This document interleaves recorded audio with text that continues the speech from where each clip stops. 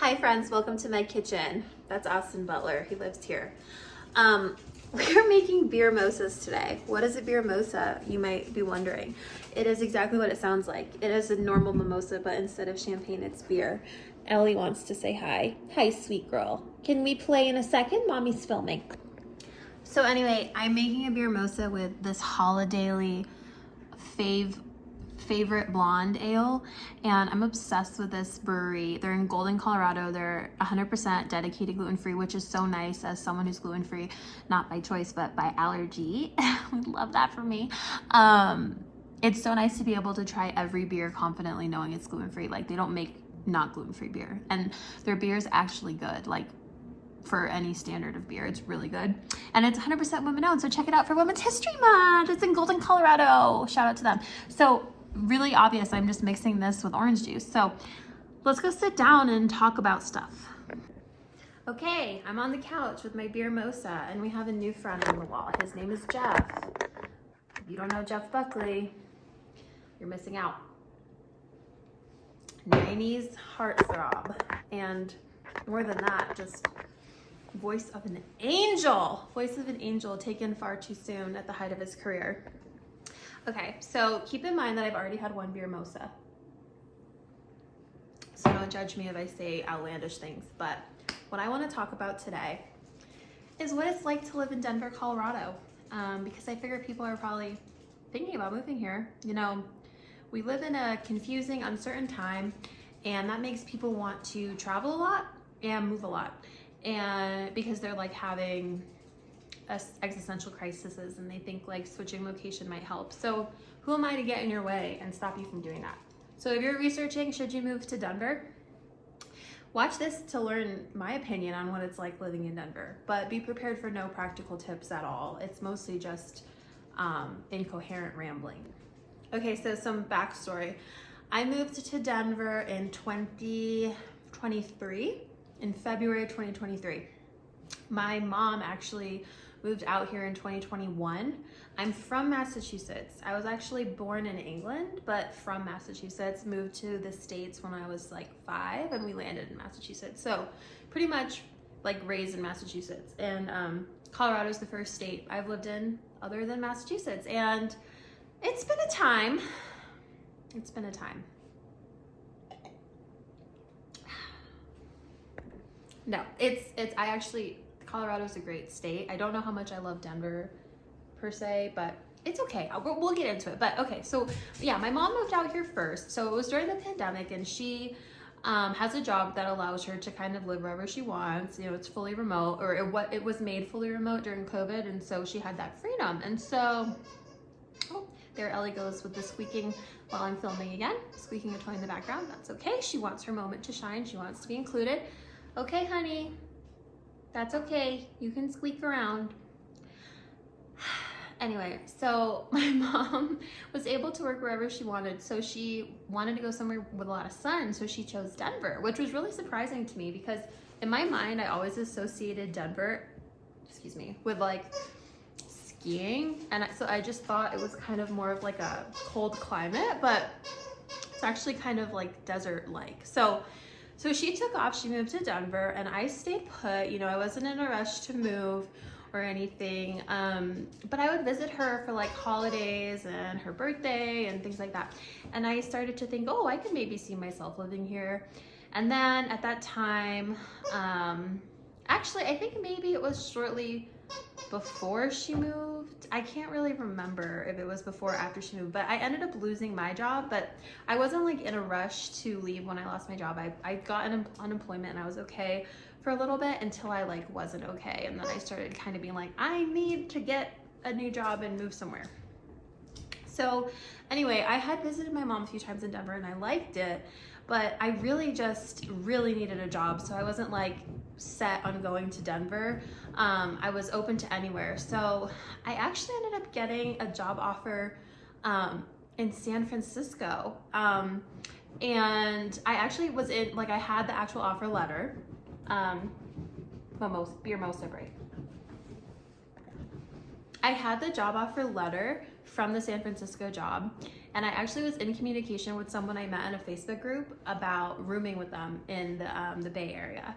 And it like got really close right down to it. Like I almost made the plan to actually go and live in San Francisco. And then I just decided, like, look, San Francisco was so expensive, and I didn't want to have to, really, I didn't want to go back to living with a roommate, because at that point I had been living on my own for like 5 years, number one.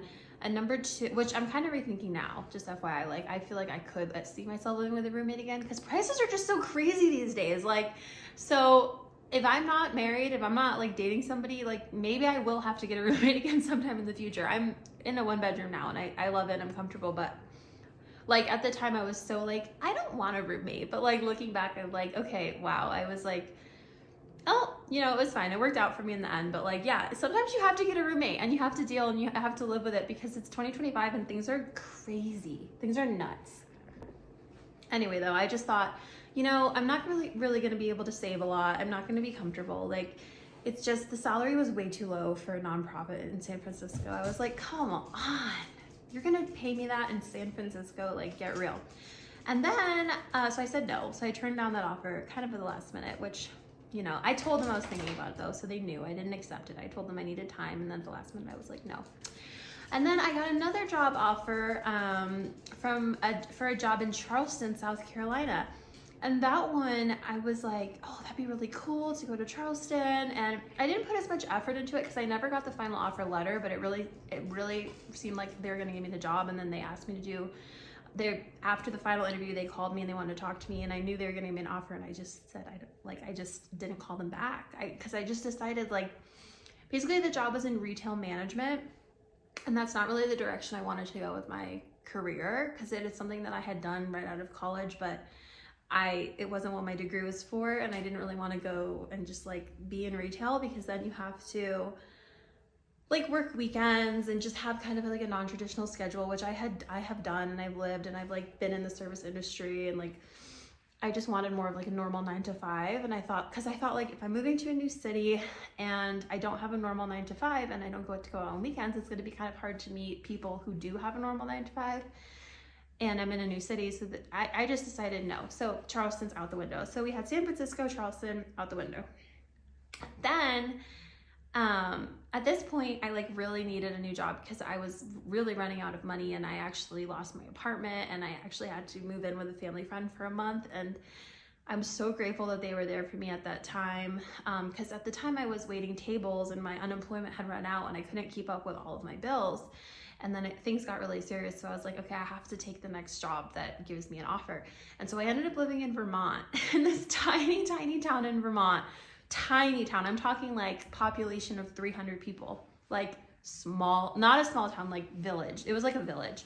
And I stayed there for like 6 months. I knew it was only going to be like temporary for me, because it was kind of like, it was a fine job, but it was like lower, like in terms of like experience, it was very like entry level compared to what I feel like I was ready for. And so it wasn't very challenging, and I was very bored, but I needed a place to live. Honestly, the little town in Vermont was like really cute, and I had like the sweetest neighbors and such a sweet landlord, and like my neighbors would bring me like fresh blueberries that they picked in the woods, and it was so like peaceful, and just, I don't know, it was very, very heavenly. My landlord told me once, he's just like, yeah, people come here to heal.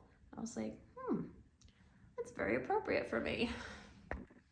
But you know, I knew I couldn't stay there. I knew I wasn't gonna like put my roots down there. That would be a good place to go if you were like a hermit. But I am kind of a hermit, but I'm too young to go full hermit mode. You know what I mean? Like, I needed to do something else. So I kept putting feelers out there for other jobs, and finally I got this job in Denver, which brings me to where I am, you know. So that was in 2022 that I got the job, in like winter 2022, and they let me start remote. They shipped me a laptop and everything that I needed to start my work remote. So I was working in Vermont for a very short amount of time for my job in Colorado, like only a few weeks, and then moved out to Colorado early 2023. And I've been here ever since, just loving life in Denver, Colorado.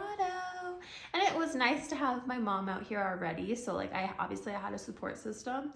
I had a friend who flew, someone I met actually on Instagram, a photographer. He flew from California to Denver. No, he drove from California to Denver because he's from California, left his car in Denver at his friend's house, flew to me in Boston, and then drove with me from Vermont to Colorado, which was really nice of him, just so I'd have a friend for the journey. And yeah, that's how I made it out here. So now that we've talked about how I made it to Colorado, I had to take you on that whole life journey. And also, just a side note, that just goes to show you, like, I was really in a low place, like didn't really know what I was gonna do. Thank God a family friend took me in, like so sweet of her. I was there a month, maybe a little bit over a month. Took what I needed to, got my little apartment in Vermont. That was temporary, you know, kept looking for other places, found a job in Denver, like it all worked out, right? I had so much faith at that time in my life, and I knew everything was gonna be okay, and it was okay. And it could have easily not been okay, but it was okay. And I just think that I don't know, that can be a whole separate video, but like my faith carried me throughout that time, 100%. Oh, I'm burping. I ruined the moment. Okay, now the part you've all been waiting for. I'm gonna talk about Denver, Colorado, and Colorado in general. I'm just gonna preface this by saying, please don't get offended. Like I am not into it, like when people are offended over every little thing. Like, please just chill out. Like, just remove yourself if you're easily offended.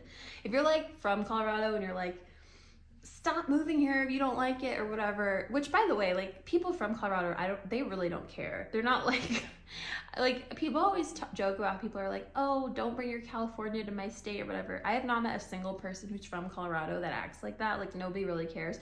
I think the people who might be offended are actually the transplants who came here like me, who like love Colorado. It doesn't really matter who you are, just don't get offended. It's not worth it. Okay, and with that being said, I'm going to go into my first little experience being in Denver, Colorado that was new to me and kind of weird. Like I said, I'm from Massachusetts, and in Massachusetts, if you are not from Massachusetts and you're not familiar, we are kind of, I don't want to say blunt, but we don't have like, let's see. So in the South, right, people are supposed to be like super like nice and like accommodating, and they might be that way like to your face, but I've heard people say that like in the South, a lot of the really like over the top like sweetness and niceness people are to you is not really real. Like it's like a just their culture is like a polite thing, you know. It's just their culture is to be like super nice up front, and that's fine, and I'm sure a lot of those people are really nice. See, I'm already worried someone's gonna get offended.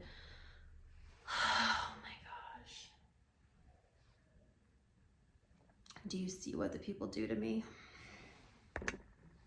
Anyway, so that's like a Southern stereotype, right? And I think it's probably pretty true. Yeah, that's not offensive. Yeah, people in the South are nice. So the South is like that, right? And then I didn't realize, okay, Denver is full of people who are from the Midwest. I didn't really have experiences with people from the Midwest until I moved out here, because I lived in Massachusetts, and most people in Massachusetts are from the Northeast, or they're from like, I don't know, most of them are from the Northeast, like, and that's it. I don't know, I guess we don't have a lot of transplants in Massachusetts, but I didn't live in Boston. I'm sure if I lived in Boston, there would have been transplants. But yeah, I didn't have experience with the Midwesterners, but the Midwest like thing is kind of similar to the South, where people are like super, super nice. And I hate to say it, and I have friends who are Midwesterners who I love, but I hate, and I'm not talking about them, but the culture in general, from what I've seen, seems a little passive aggressive. And when I say passive aggressive, I mean like overly accommodating, and to the point that it's like, you know that they're like really upset, and they're probably gonna like talk about how upset they are later, and it's like, why didn't you just tell me to my face? Okay, and then you have, what is it? They call like the Pacific Northwest chill, or whatever that's called, freeze, where like they say people in Seattle are just nasty to you for no reason, and they just like ice everybody out. I haven't been there, so I can't comment on that. And then they say with people in California that they're like like that they're super friendly and stuff, but it's all fake. Like they're like flaky. And yeah. Anyway, so that brings me to Massachusetts. Like, what are we known for? Okay, being like real big jerks, but real people who are like, we don't take any crap from anybody, but we also, if we are friends with you, we like really mean it. Like, it's not, there's nothing fake about it, because if we don't like you, we're not gonna waste our time pretending. We don't pretend, we don't, you know what I mean? Okay, so that was one of my first culture shocks in Denver, because I haven't met anyone here who's from Massachusetts. I'm the only one. I've met one other person who's from the East Coast, and she's from like the DC area.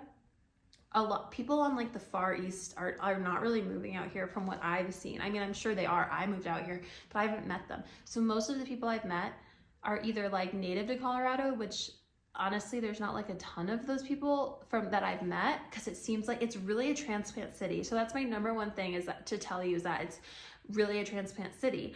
But I struggled with the culture shock because I feel like people thought I was like mean, but I really wasn't being mean. Like I was just being assertive, which is something that is a good thing in Massachusetts, to like be assertive and like get things done. But people here just, they move at a way slower pace. So I was like I'm specifically in a work context, I was like going too fast. My tempo was like too fast, and I needed to learn to like slow down and be a little bit more chill.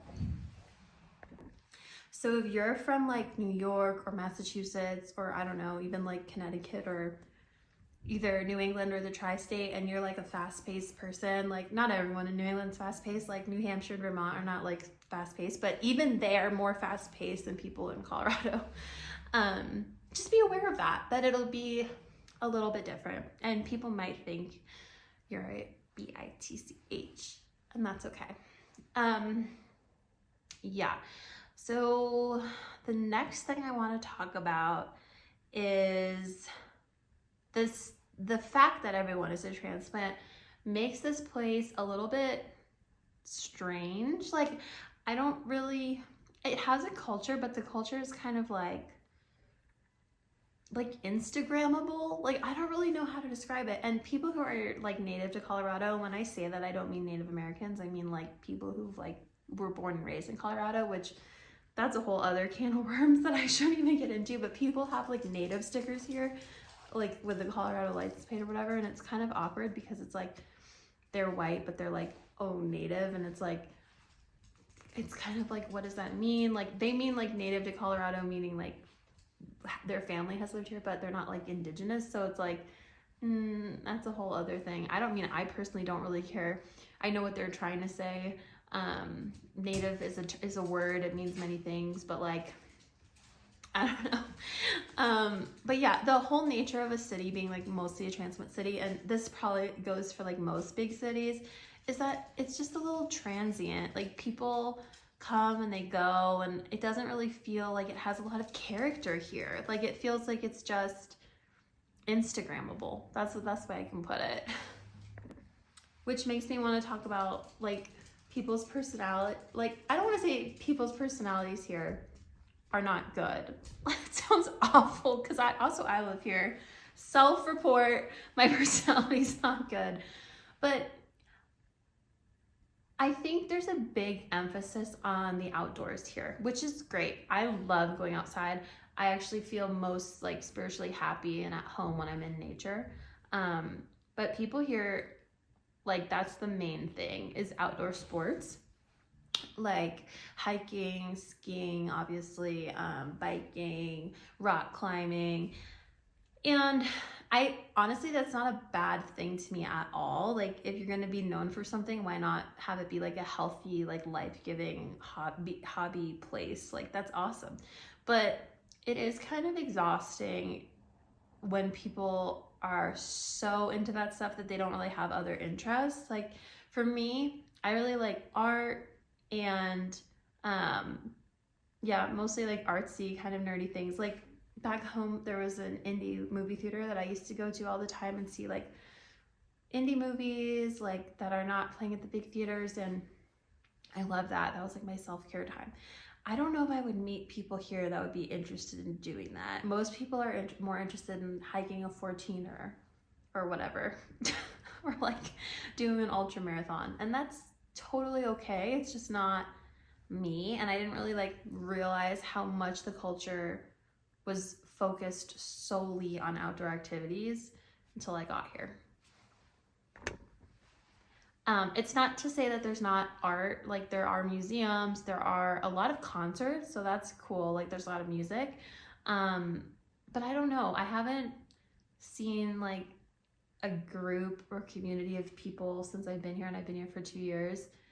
I haven't seen like a scene of that kind of thing here. Like most people, it's like outdoor stuff and like they're working and that's it. So in Massachusetts, I feel like people are a bit more well-rounded. Like they have a lot of interests, you know? So outside of outdoor sports, people are really obsessed with breweries. Obviously, I like breweries. This comes from the gluten-free brewery that I was talking about earlier. But yeah, I don't know, it's just very narrow. Like to me, it's like, okay, yeah, we did an outdoor activity, now let's go to the brewery. We did an outdoor activity, now let's go to the brewery. It's like very monotonous to me. It's enjoyable, I just don't know if it's like, if that would be enough for me long-term, personally. Okay, now we're gonna talk about the driving situation. Okay. Okay, keep in mind, when I lived in Massachusetts, I'm not from a city. I'm from 2 hours west of Boston. It's like a very small kind of college-y area that I'm from. And so this could apply to like many cities, I'm sure, but I have driven in Boston, New York City, and haven't experienced the mess that I've experienced in Denver. People in Denver drive like they're in Grand Theft Auto. Driving when you're in Denver is like, you're constantly have to be aware that like anything could just like jump out at you at any moment. And you just have to be aware of that. People are seriously like weaving in and out of traffic. Half of the people don't have license plates, not half, but like at least 2% of cars, which is crazy. Because in Massachusetts, like they'll pull you over like that for anything, for a tail light out, anything. Here, people are driving around, no license plate, no tail lights, like weaving in and out. Like, I don't know what's going on. It's just the traffic situation is crazy. Like, just be aware if you come here, you have to be a confident driver. Just be aware of that. Okay. Crime and stuff. Again, this is my first big city that I've lived in, so I don't really have any other big city to compare it to, so I don't really know if it's fair, because cities by nature are just going to have more crime than where I'm from, which is a small town. But I will say the crime here is kind of sketchy. Like, there was a shooting in the lobby of where I work, like pretty soon after I got here, and where I work is not like a place where that would happen. It's like a very safe place, but it happened like right outside the lobby. It was very scary, like, and very unexpected. And then I just constantly, and maybe it's because I had it on my mind ever since then, but I just see shootings in the news all the time in Denver, and that's just not something I'm used to. It's not something I like. There's also obviously a lot of problems with housing. There's not a lot of affordable housing, and so there's a lot of people on the streets, and that also causes, you know, incidents to happen. And I would be cautious. Like, if I don't live downtown. I live in a suburb very close to downtown, and I probably wouldn't, as a single woman, live downtown. That's just my opinion. So keep that in mind if you're thinking about moving here.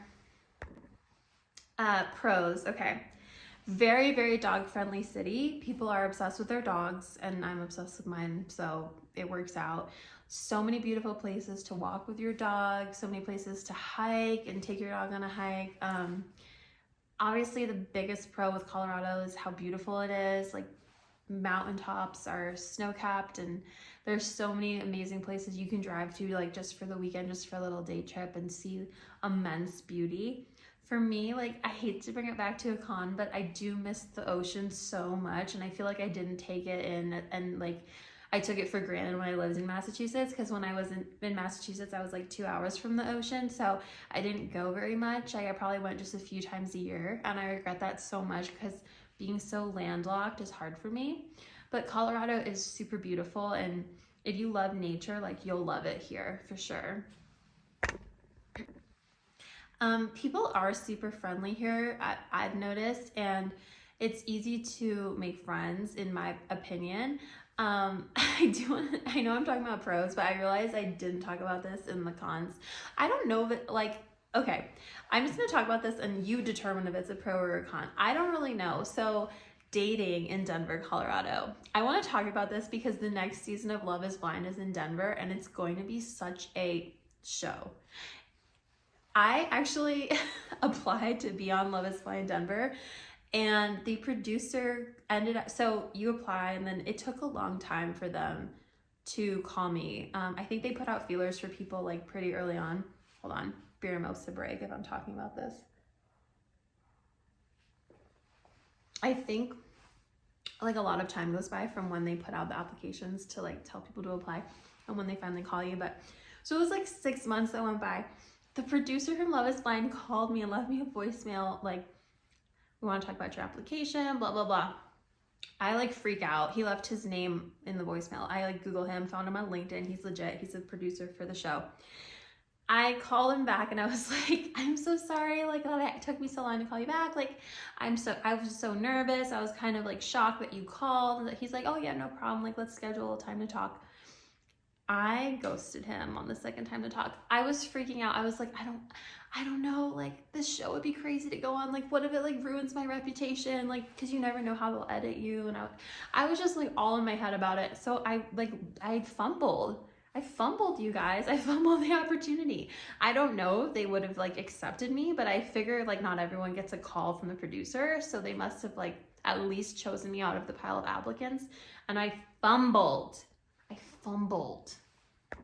But anyway, what I was gonna say is like, I know people are gonna be interested in dating in Denver and like what that is, because they're gonna see this city on Love is Blind and be like, oh my gosh, that was horrible. Like what is going on with Denver? Because culturally it's out there now that Denver is a terrible place to date. Like everybody is talking about it. And it's so weird because I remember years ago somebody telling me that Denver was menver because there were so many men and apparently it was like a good place for single women to go. That's not why I moved here, but I remember hearing this like a long time ago before I even considered living here. And I got here and everyone was like, Denver is like the worst place to date. And I can only speak to this a little bit because I only was dating like when I first moved here. I went on a few dates. So I didn't really give it a real shot. And the guys were fine. Like there was nothing wrong. I mean, I kind of get a sense that people are like not really looking for anything serious. And, you know, but again, I feel like that can be said for a lot of big cities. There is definitely an archetype of a man that's like dating in Denver. And it's like, you know, the outdoorsy type and the type that maybe has a little bit of a stunted adolescence. I don't know, like, and I really can't speak to it since I didn't do it much, but that's just if you're adding this to your list of things to consider about Denver, look into the dating, because both men and women say that the dating here in Denver is not good. So add that to your list of things to make sure you think about if you're thinking about moving here. Okay, friends, I think that's everything that I want to talk about Denver right now. I think that's all I got. I'm gonna go cuddle with Ellie and make a snack and watch Degrassi, because lately I've been watching a lot of Degrassi. You watch Degrassi? Let us know in the comments. And let me know if you've been to Denver, if you would go to Denver, if you would move to Denver, if you ever moved to a new city by yourself, where you're thinking of moving in 2025, if you are thinking of moving. Let us know. Tell us in the comments. Okay, love you. Bye.